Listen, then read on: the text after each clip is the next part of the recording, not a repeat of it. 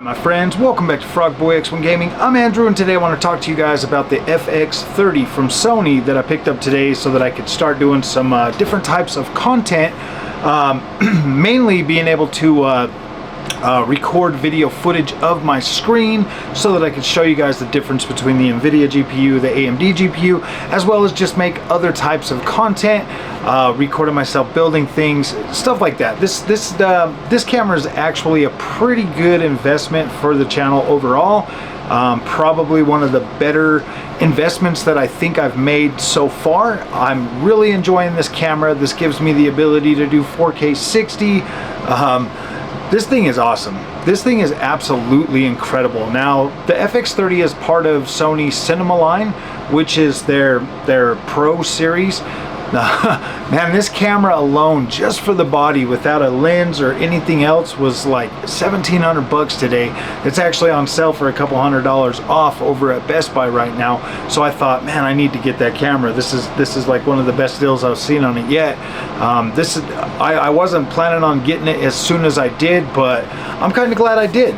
To be completely honest with you, I was probably going to wait till a little while longer, but seeing as I was able to pay off the 4080 Super, I decided to go ahead and put this one on there now and just get it over with so that I can have money for Christmas and all that other stuff.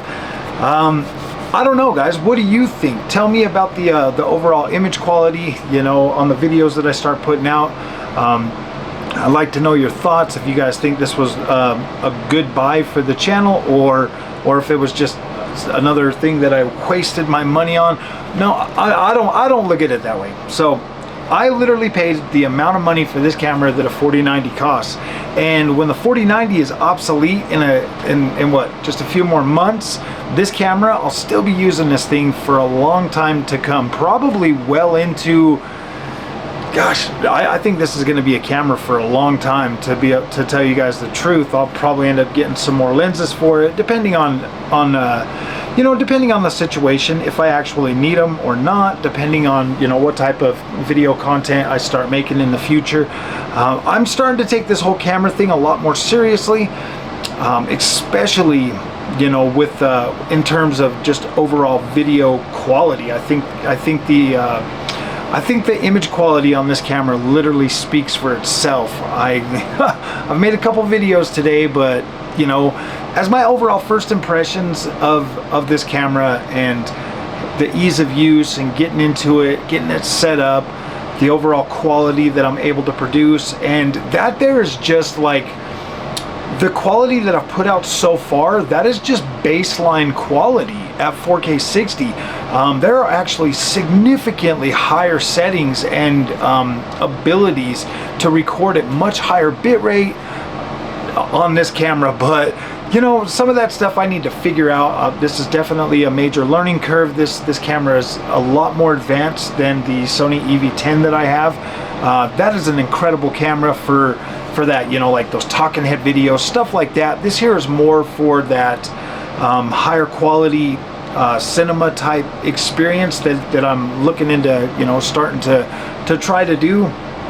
Now, in terms of like cost and price to performance and all the features that I get out of this camera, like the durableness of the build, the quality of this camera, like I am absolutely blown away. Like I said earlier in videos, I've got 2 memory card slots in here, so I could literally record the same footage on both cards at the same time, just to, you know, prevent any type of, like, if the, you know, say like one of the files gets corrupted, then I've got a backup file.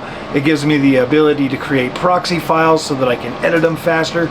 So many freaking cool features in this camera that I've barely scratched the surface in my, you know, what, 7 hours of I think it's about 6 hours of playing with it today, you know, getting it all charged up and you know, making some videos and doing this video. This camera, my gosh, man, if you guys are looking for some, I don't know if this is necessary for a lot of the other stuff. I think the Sony EV10 would probably work out for a lot of content creators, but for what I want to do and being able to capture, you know, 10-bit color and everything so that I can show you guys the difference in quality settings that I like in my video games when I'm on my AMD card and on my NVIDIA cards, this camera's freaking awesome. Like, this camera's awesome. I just uploaded a Horizon Forbidden West video. I hope you guys watched that.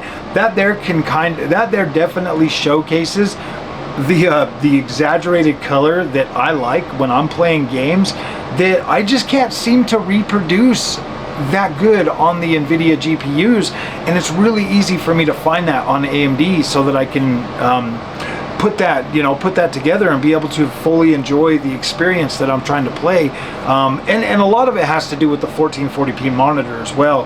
1440p with virtual super resolution, downsampling that, pumping up my colors and making things just a little bit more vibrant so that I can actually enjoy the overall beautiful visuals of some of these games. Now, my exaggerated colors, guys, they're only for certain games. Only certain games get that treatment. There's a lot of stuff that I play in just regular, you know, the regular color palettes. I don't like everything over exaggerated, but there's some stuff that I really like to see, the vibrant greens and the vibrant blues and the vibrant reds and, you know, just all the other colors in between that. There's certain games that I really love that. Horizon Forbidden West is definitely one of those, but a game like, say, Call of Duty, don't necessarily have to have exaggerated colors. I kind of like Call of Duty to look a little bit more realistic, or games like, you know, Battlefield. A lot of them first-person shooters I kind of like to have, you know, at least the mil sims,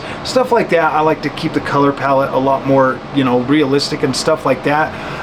There are certain games that I absolutely have to have that realistic color palette, whereas there's some games that I absolutely love to see just the beautiful, vibrant colors on some of these games. So, all right, my friends, hopefully you guys like the camera. Tell me what you think in the comment section of this. If you think this was a good buy, if you think this was something that's gonna benefit the channel and help it grow, I'd like to hear your guys' feedback. If there's other things that you guys would like to see me film with this, obviously pulling the camera back, filming the screen, filming the monitor and stuff like that. I'm definitely willing to make some more of that type of content. I got a pretty good tripod so that I can do some like turning the camera and stuff, so I can film like the C2 and the 39-inch ultra wide monitor, you know, kind of get, you know, like the same image on both of them or something, and be able to bring you guys that footage. So let me know what you guys think, and thank you guys for watching, and we'll see you guys in the next one. I love the fact that there's this little button on the front that I can push to stop